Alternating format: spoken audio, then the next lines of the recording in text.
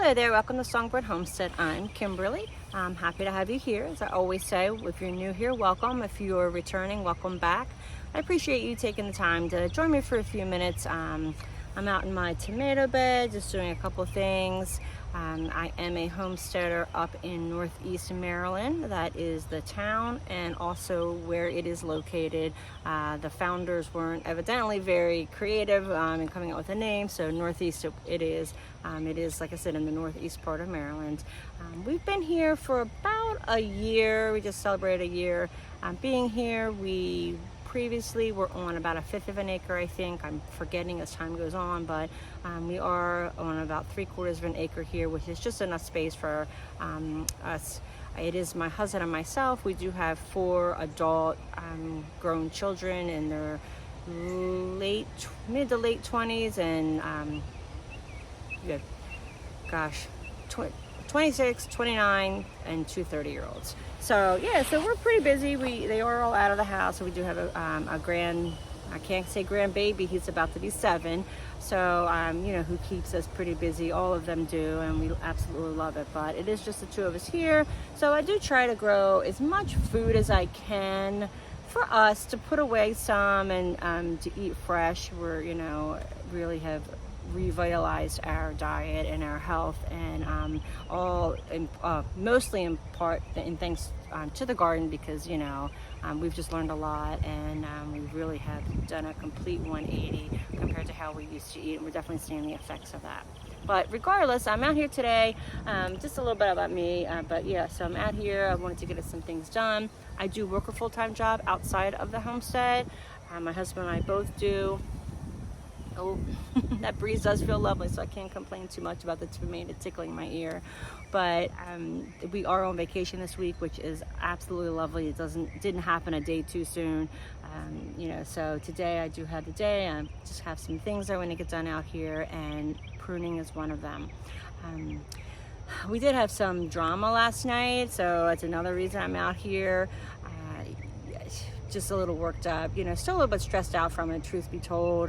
We had some drama with our chickens. We do have a bunch of laying hens, and there is a local dog that we have been noticing coming around the last couple of weeks. We think he's new to the area. I think he's a couple houses over, which isn't super close, but it's close enough that he comes down pretty regularly. And last night we have a coop that is 90% finished, but it's not all the way, so it doesn't have the door on it. So what we do is, when we're home, we put the chickens in the coop in the run area, and then we stack 2 baby gates at the door, which tell me you're a gardener without telling me you're a gardener or a homesteader. But we put 1 baby gate and we put another baby gate, and that's enough to keep them inside. And again, we only do that when we're outside. Otherwise, we keep them in the garage. There's a coop that my husband built inside there. But regardless, yesterday we were here and we heard a bunch of squawking and flapping of wings, and ran over, and there was the dog was circling the coop aggressively, and he comes into the yard. I wouldn't mind if he came down to the yard just to hang out or be pals. I mean, I love dogs, but this dog doesn't seem to want to be pals. So what ends up happening is we're in our yard and minding our business, and here he comes, and he starts barking or growling at us. Both of my sons have pulled up, and the dog has greeted them in the driveway, barking at them, and that's not cool. That's not okay. So not sure what we're going to do about that. I did go to the house last night, but they didn't answer. So, and I don't think they don't appear to be a very welcoming, friendly bunch.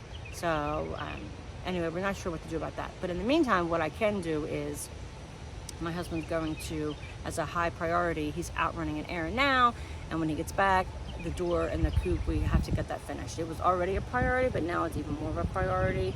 So I'm just out here a little stressed out from that. It's our first experience with anything like that with our chickens. I've heard and read where there's livestock there's dead stock, but whatever I can do to prevent that, we're going to do it, of course. So I hope my husband can get that door done today. If he doesn't build it, I think I'm gonna have to step up to the plate and figure out some carpentry skills, because I'm gonna have to build a door if he doesn't. But no, he'll do it. He was pretty worked up. You know, we were all pretty worked up. But luckily, my son was here, and you know, the dog didn't get into the coop. But what happened was, because the girls were so scared, they tried to escape. They didn't know they were safe, so they tried to escape the coop. And they knocked both the baby gates down, and 5 of the girls escaped, and they scattered in the yard. In the meantime, my son ran the dog off, but by ran it off, I mean just to the property line, which really isn't that far. You know, we're only on 3/4 of an acre, it's right there. But every time we would stop, the dog would try to come back into the yard. So it's like the dog didn't understand. I don't think he knows his boundaries, but anyway, my son ran the dog off, or kept him at bay, while my husband and I gathered the girls up.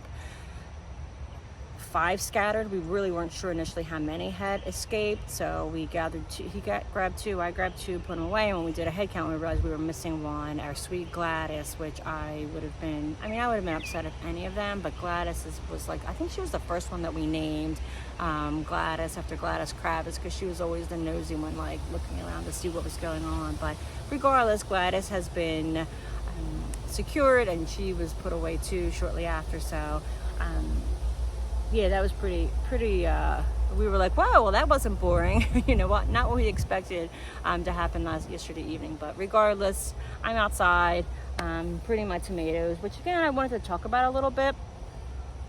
There are several thought process on tomatoes and pruning. Some people don't prune. I do. I don't do a heavy prune, but I definitely prune probably more than some people would. A couple reasons for that, for my pruning, why I'm a fan of it. One, first of all, I'm gonna trim this guy off with your head.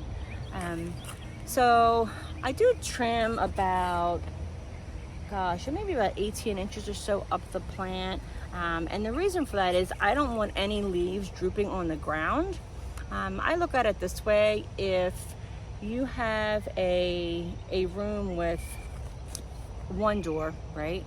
Or you have a room with many doors, there's more access points. Same thing with this, like if there's leaves that are laying on the ground, it's more more avenues for the pest presence to crawl up. Now, of course, they can grow up the main stem, but the more leaves you have lying on the ground, the more likelihood that that's going to be an option for them.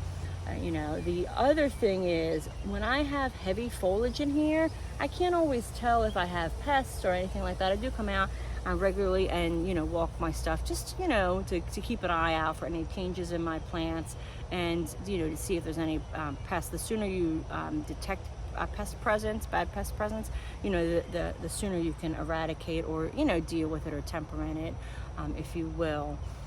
The other thing that I've noticed is we have had some extreme temperatures lately. I think it was like 100 yesterday. Last week it was up in the upper 90s. And I'm watering twice a day. I'm watering in the morning at like 5 a.m. and again in the evening at about 8 p.m. And I'm still noticing by midday, when I come home from work, or midday, the leaves are starting to curl, which tells me that they're stressed out. 2, they're suffering, and they need more water. So the more foliage and the more leaves and the bigger the plant, the more water you're going to need to keep that plant healthy and growing and thriving and producing fruit. So the less leaves that I have on there, like this guy here, like this guy's not going to produce anything, so I'm going to cut him off. Like, I don't want to have to keep this alive. Oh, there's a spider right on my camera thing. Come here, little guy. Oh, okay, maybe not. So, you know, I don't want, oh, there he is there. I don't know if you can see him. See him on the leaf right here? There he is. All right, you go over there. I don't want to have to keep that leaf alive, right? So if I can cut off any leaf or any little branch that I know is not going to produce anything, I'm going to do that. Just because, like I said, it's less water that I'm going to need. The other thing too is, when you have a dense foliage area, the airflow can't get through, and you can get like mold and rot and mildew and that kind of thing. So I do like to kind of, you know, let them air it out, let them be aired out a little bit. Just, you know, for that reason. Now, I have done most of these here, and it doesn't take long. Normally I keep up with it a little bit better, but I just haven't this year. I'm adjusting to the bigger space and the, you know, the more of the stuff that I have going on, just because we planted a whole lot more. But, you know, so like I said, still a lot to do, but I did do some of them, and I do have a lot of blooms here. We're way ahead of where we were last year. Last year we moved first or second week of June, so that my stuff didn't even go in the ground until then. So these guys are way ahead, so I'm really looking forward to my harvest this year. I think I'll get a lot of really cool stuff. I don't have as many tomatoes as I wanted. I want to do a whole nother bed of them. Here I probably have maybe 25, maybe 30 at the most, plants in here, 4 different varieties. I have a couple of cherry tomatoes, a lemon drop, which I'm really excited about. I don't typically eat tomatoes. I'm starting to get used to eating tomatoes, like cut very thin and stuff, or like on a sandwich, but just not my thing. But I do like them. I'll do them processed in any way. But I have, I think it's called Dead Sunset. I have Orange Jazz. I have a Brown Sugar, a Hungarian Heart. I have a yellow pear cherry tomato, I think it is. What else do I have? Like I said, the lemon drop. Then I have small red cherry tomatoes.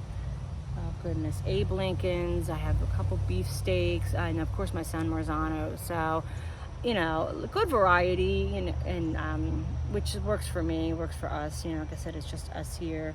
So, but yeah, anyway, I'm gonna go ahead and get busy. Just, you know, wanted to go over that a little bit about the pruning and all that. But let me go ahead and get a little bit of this done.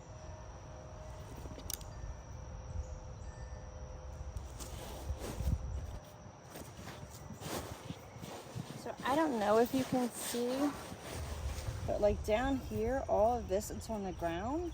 Like, I don't want that. Like, it's just touching the ground, so I'm gonna trim that off. I do see some, like this guy here, he's not gonna produce anything. So some people, again, don't prune, but I am a fan. Just to get all of this off the ground, I think is helpful. And something that I'll do, and just to note, like, you see this, I'm not sure if that what happened there, but typically what I'll do, like, see that doesn't look very healthy. Typically, if my prunings are healthy, I will put them in the compost. This bunch I probably won't, just because there's some things going on and I don't want to put any diseased plants into my compost. Oh, and look at that weed. I'll throw that guy aside, but yeah, this is my Cherokee purple. This guy.